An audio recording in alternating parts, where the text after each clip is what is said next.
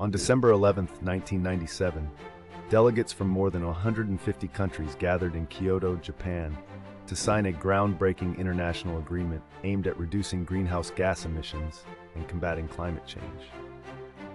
The Kyoto Protocol, as it came to be known, was the first legally binding treaty that required industrialized nations to lower their emissions below 1990 levels by the year 2012. The protocol recognized that developed countries were primarily responsible for the high levels of greenhouse gases in the atmosphere, a result of over a century of unregulated emissions from industrial activities. It sought to address this by placing a heavier burden on industrialized nations to reduce emissions, while allowing developing countries more flexibility. To achieve its goals, the Kyoto Protocol established a system of emissions trading, allowing countries to buy and sell emissions allowances.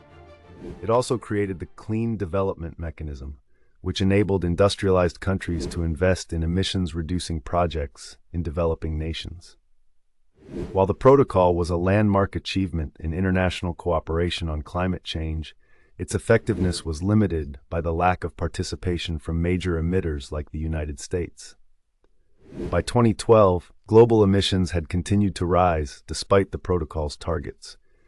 Nevertheless, the Kyoto Protocol remains a significant milestone in the ongoing effort to address the global threat of climate change.